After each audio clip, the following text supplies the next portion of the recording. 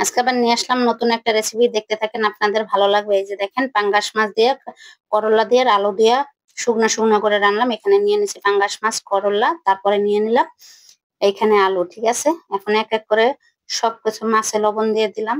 লবণ আর হলুদ দিয়ে সুন্দর করে ছোট ছোট করে পাঙ্গাস মাছের পেটের টুকরো গুলো নিছি, ছোট ছোট করে নিছি যাতে বড় না হয়। আর বড় হইলে এই রান্নাটা অত মজা লাগবে না। তারপর বসাই দিলাম কড়াই। কড়াইতে তেল দিয়ে নিব। ঠিক আছে, আর একটু রান্না করে, মানে পাঙ্গাস মাছ দিয়ে যে খাইতে হবে তা না, যে কোনো মাছ দিয়ে খান ভালো লাগবে। করলা এইভাবে যদি রান্না করতে পারেন তিতা লাগবে না, অতটা তিতা লাগবে না। আর বড় করলাটা নিবেন, যে ছোট উস্তা বা করলা ওইটা না, বড় বড় করলা গুলো আছে না, যেরকম একটা অনেক বড় বড় হয়, সেই করলা গুলো নিলে তিতাটা একটু কমই লাগবে আর ভালোও লাগবে খেতে। ঠিক আছে, তা পেঁয়াজ দিয়ে দিলাম, পেঁয়াজটা একটু হালকা ভাজলাম। ভাইজে এখন আদা দিয়ে দিব। সবসময় আমি আদা, আর বলতে পারেন আমি আদা তরকারিটা খাই, আদাটা খাই বেশি। আদাটা হালকা একটু লাড়াচাড়া দিয়ে একটু নিছি। তারপরে দিয়ে দিলাম মরিচের গুঁড়ো, একটু মরিচের গুঁড়ো বেশি দিলে ভালো লাগবো। এরপর দিয়ে দিলাম হলুদ গুঁড়ো। এরপরে দিয়ে দেবো একটু জিরা আর ধনিয়ার ফাঁকি দিয়ে দিতেছি। ঠিক আছে, ভালো লাগবে। তাই সুন্দর করে এখন কষাই নেব। একটু পানি দিয়ে দিতেছি, পানিটা দিয়ে সুন্দর করে কষাই নেব। এরপরে দেব লবণ, যেটা না দিলেই নাই, সবকিছু না দিয়ে খাইতে পারবেন, কিন্তু লবণটা না দিয়ে খেতে পারবেন না। লবণটা দেওয়া হয়ে গেছে গা, এখন এটা কষাইতে থাকবো। ঠিক আছে, কষানো হইতে থাকুক। এই সাইডে আবার পাঙ্গাস মাছের যে তেল ছিল, তেলটা দিয়ে মানে বসাই দিছি, হইতে থাকুক। এখানে মাছ ভাইজে নেবো। ঠিক আছে, এই দিক দিয়ে আবার একটু জিরার ফাঁকি দিয়ে দিলাম। মানে জিরার ফাঁকিটা দিলে ঘ্রাণটা আরো সুন্দর আসবো, আর খেতেও ভালো লাগবে।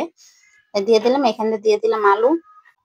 এরপরে সুন্দর করে আলু দিয়ে আলুটা আগে কষাই নেবো, করলাটা পরে দেবো, কেননা করলা তো নরম ভেঙে যাবে, এই জন্য পরেই দিব। কষানো হইলে এরপরে আলুটা মানে করলাটা দিব। তা ঢেকে দিতেছি, ঢাকা হয়ে যাইতেছে। আর এই দিক দিয়ে যে তেল, পাঙ্গাস মাছের তেল দিয়েই পেটের মাছগুলো ভাজে নেবো। দেখেন ছোট ছোট করে নিচ্ছে, বড় বড় না, ছোট ছোট করে নিচ্ছি। আর খাইতেও ভালো লাগবে, আর ভাজাটাও সুন্দর হবে। তা আপনারা এরকম করে খেয়ে দেখতে পারেন, আপনাদের ভালো লাগবে। ভালো লাগলে লাইক কমেন্ট শেয়ার দিবেন। আর আমার রান্না আপনাদের কাছে কেমন লাগে তাও জানাবেন।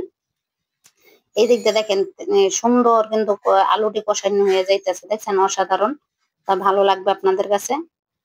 দেখেন কি সুন্দর, অসাধারণ। দেখেন, এরপরে সুন্দর করে আবার কষাইতেছে। এই যে কষাইনে প্রায় কিন্তু হয়ে আসছে, আমার আলুটা কষাইনে কিন্তু পুরো হয়ে আসছে। এখন আমি লাস্টে এই যে করলা দিয়ে দিব। ঠিক আছে, কষাইনা যখন হয়ে আইছে, এখন কিন্তু দেখছেন করলা গুলা কিন্তু এই যে লম্বা লম্বা যে করলা গুলো আছে, সেই করলা গুলো দেওয়া। এখন সুন্দর করে লাড়াচাড়া দিয়ে এটার একটু আরেকটু কষাবো। ঠিক আছে, এই কষানিতে আলু হয়ে যাইবো গা, এই কষানিতে আলুটা হয়ে যাবো গা। সুন্দর করে কষাইতেছি আর ঢেকে রাখছি। এরপর এইদিকে যে মাছ বসাইছিলাম, এই মাছটা আবার একটু লাড়াচাড়া দিয়ে সুন্দর করে ভাজে নিতেছি। দেখেন মাছগুলোও কিন্তু ভাজা হয়ে আসছে। ঠিক আছে, আপনাদের ভালো লাগবে। আর ভালো লাগলে লাইক কমেন্ট শেয়ার দিয়ে পাশে থাকবেন। আপনাদের ভালো লাগলে আমার সার্থকতা। ঠিক আছে, এই যে দেখেন অসাধারণ রান্নাটা, আর আমার কাছে ভালোই লাগে। তো এই দিক দিয়ে আবার কষাইতেছি, এগুলো আবার দেখতেছি। ঠিক আছে, লাড়াচাড়া দিতেছি, দিয়ে দেখতেছি। এরপর অল্প পানি দিলাম, বেশি পানি দিলাম না, যেহেতু একটু মশলাটা তো কষাইতেই হবে, আর না কষাইলে তো হবে না। ঠিক আছে, এই দেখেন সুন্দর করে বলকাইছে আর হয়ে হয়ে আসতেছে, অসাধারণ। এরপর দিয়ে দিলাম এই যে পাঙ্গাস মাছের যে টুকরোগুলো আছিল, সেই টুকরোগুলো দিয়ে এখন সুন্দর করে আর একটু জাল দেবো। জাল দিলেই হয়ে যাবে। ঠিক আছে, আর আপনাদের ভালো লাগলে লাইক কমেন্ট শেয়ার করে পাশে থাকবেন। আপনাদের ভালো লাগলে আমার সার্থকতা। আমার রান্না কমপ্লিট, কেমন হয়েছে সবাই কমেন্টে জানাবেন। ভালো থাকবেন, আল্লাহ হাফেজ।